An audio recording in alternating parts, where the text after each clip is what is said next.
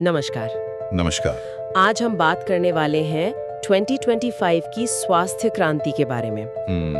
मतलब कैसे हमारी लाइफस्टाइल, हमारी सोच और हाँ डेटा बिल्कुल। ये सब मिलकर हमारी जिंदगी में शायद 10 और स्वस्थ साल जोड़ सकते हैं। ये बड़ा दावा है, 10 साल। हाँ है तो।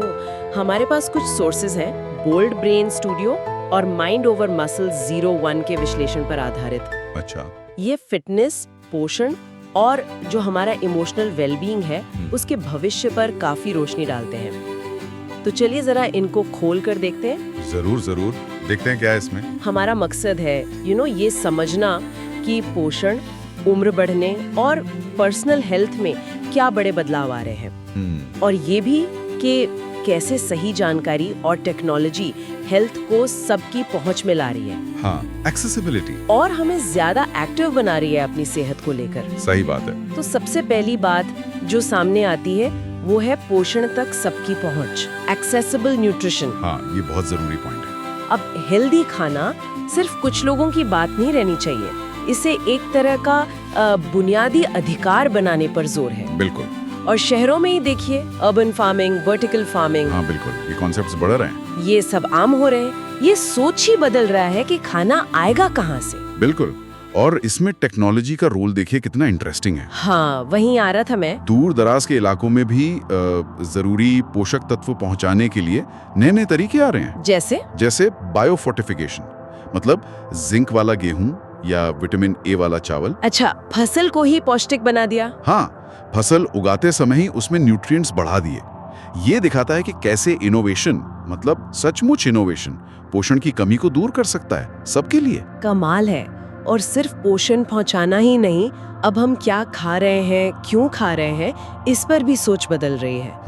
अब सिर्फ कैलोरी गिनना इम्पोर्टेंट नहीं रहा। नहीं, बिल्कुल नहीं। फोकस तृप्ति पर है, सटाइटी, मतलब पेट भरा महसूस हो। सही। तो ऐसे खाने की चीजें जैसे फाइबर वाली दालें, चिया सीड्स या प्रोटीन स्नैक्स, हाँ, वो ज्यादा जरूरी हो गए हैं। ये सिर्फ पेट नहीं भरते, बल्कि वो जो बार बार खाने की इच्छा होती है ना, क्रेविंग्स, उसको भी कम करते हैं। बिल्कुल। और इसी से जुड़ा है न्यूट्रिशनल साइकोलॉजी का बढ़ता हुआ ट्रेंड, पोषण मनोविज्ञान। हाँ, ये समझने की कोशिश कि हम क्यों खाते हैं, मतलब खाने के पीछे इमोशनल वजह क्या है। अच्छा, जैसे स्ट्रेस में खाना या खुशी में मीठा खाना। जब हम ये समझते हैं तो बेहतर चॉइस कर पाते हैं। सही बात है। और इसमें बैलेंस्ड मैक्रो मील्स, यानी खाने में प्रोटीन, कार्ब्स, फैट का सही बैलेंस। बिल्कुल। दिमागी भी। बिल्कुल। और ये सोच सिर्फ वजन तक नहीं है, ये लंबी उम्र तक जारी है। सही, लॉन्ग टर्म हेल्थ। अब लक्ष्य सिर्फ ज्यादा साल जीना नहीं है, बल्कि उन सालों को हेल्दी जीना है, एक्टिव जीना है, मतलब लाइफ स्पैन के साथ हेल्थ स्पैन बढ़ाना। बिल्कुल सही कहा आपने। Adding life to years, not just years to life. Exactly. तो साइंटिफिक प्रोग्रेस अब इसी पर फोकस कर रही है कि सेल्स के लेवल पर, कोशिकीय स्तर पर एजिंग को धीमा कैसे करें। अच्छा। इसमें शरीर की जो अंदरूनी सूजन होती है, इन्फ्लेमेशन, हाँ, वो बहुत सुना है आजकल। हाँ, उससे कम करना एक बड़ा टारगेट है, क्योंकि वो कई बीमारियों की जड़ मानी जाती है। ओके। इसके लिए तरीके भी हैं, जैसे इंटरमिटेंट फास्टिंग, हाँ, रुक रुक कर उपवास, NAD+ बूस्टिंग सप्लीमेंट्स हैं जो सेल्यूलर एनर्जी के लिए जरूरी हैं, और खास तौर पर मसल्स को स्ट्रॉन्ग रखने वाली रेजिस्टेंस ट्रेनिंग। ये सब पॉपुलर हो रहे हैं। इंटरेस्टिंग। ये सब एजिंग के असर को कम करने की कोशिशें हैं बेसिकली। और इसमें टेक्नोलॉजी का रोल तो है ही। आजकल की टेक्नोलॉजी इसे और पर्सनल बना रही है। हाँ बिल्कुल। जैसे स्मार्ट वॉच या दूसरे वेयरेबल्स, और DNA टेस्टिंग किट्स भी। जेनेटिक टेस्टिंग, हाँ। ये हमारे खान पान को हमारी जरूरत के हिसाब से कस्टमाइज करने में मदद कर रहे हैं। सही। जैसे गट बायोम एनालिसिस से पता चलता है कि हमारे लिए कौन से प्रोबायोटिक्स सही हैं। हाँ, आपकी आंत के बैक्टीरिया के हिसाब से। या जेनेटिक रिपोर्ट बता सकती है कि आपके लिए कीटो चलेगा या वीगन या हाई कार्ब डाइट। ये हेल्थ के प्रति एक बहुत बड़ा शिफ्ट है। मतलब हम बीमारियों का इंतजार नहीं कर रहे हैं। हाँ, प्रोएक्टिव हो रहे हैं। हम अपनी सेहत को बेहतर बनाने में एक्टिवली हिस्सा ले रहे हैं। और सोचिए, वो स्किन पैच जो ग्लूकोज मॉनिटर करते हैं, हाँ, कंटिन्यूअस ग्लूकोज मॉनिटरिंग, वो सिर्फ डायबिटीज वालों के लिए नहीं, एथलीट्स भी यूज कर रहे हैं, सही समय पर सही कार्ब्स लेने के लिए। वाह। ये सब बहुत पावरफुल टूल्स हैं पर्सनल हेल्थ मैनेजमेंट के। लेकिन इस टेक्नोलॉजी के साथ एक दुविधा भी है, प्रोसेस्ड फूड। हाँ, ये एक पैराडॉक्स है। एक तरफ तो अल्ट्रा प्रोसेस्ड स्नैक्स हैं जिनमें न्यूट्रिशन कम कैलोरी, नमक, चीनी ज्यादा, उन पर सवाल उठ रहे हैं। बिल्कुल। और दूसरी तरफ फंक्शनल प्रोसेसिंग की तारीफ भी है। फंक्शनल प्रोसेसिंग मतलब? जैसे अनाजों को फोर्टिफाई करना, उनमें विटामिन, मिनरल मिलाना। अच्छा, जैसे फोर्टिफाइड आटा या चावल? हाँ, या हाई प्रेशर प्रोसेसिंग, जिससे खाने के न्यूट्रिएंट्स बचे रहें और शेल्फ लाइफ बढ़ जाए। समझ गया। तो एक तरफ बुराई भी और दूसरी तरफ जरूरत भी। हाँ, और इसी से जुड़ा है सोडियम का मुद्दा, नमक।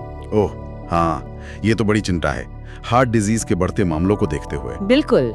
ज्यादा नमक वाली चीजों पर कंसर्न बढ़ रहा है। कई सरकारें अब पैकेट पर सोडियम की मात्रा साफ-साफ लिखने को कह रही हैं। Mandatory labelling. हाँ, और कुछ तो ज्यादा सोडियम वाले इंपोर्ट पर बैन भी लगा रही हैं। अच्छा। इसलिए खाने में नमक कम करने के नए तरीके, उसके हेल्दी विकल्प खोजना, ये बहुत जरूरी हो गया है।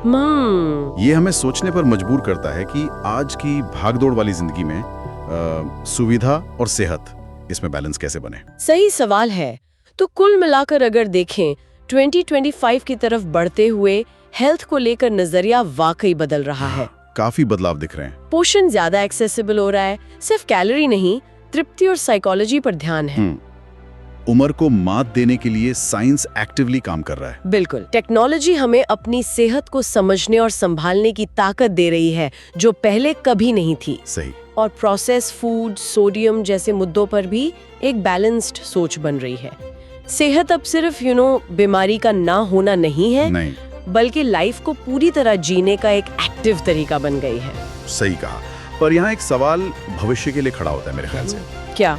जैसे जैसे ये हेल्थ केयर और पोषण इतने ज्यादा पर्सनल और टेक एडवांस्ड होते जा रहे हैं, क्या ये ज्ञान और ये उपकरण सच में सबके लिए बराबर उपलब्ध हो पाएंगे? ये बहुत वैलिड पॉइंट है। या कहीं ऐसा तो नहीं कि ये नई क्रांति जो स्वास्थ्य में असमानता है उसे और बढ़ा देगी? ये एक सोचने वाली बात है। बिल्कुल, इस पर सोचने के लिए छोड़ते हैं।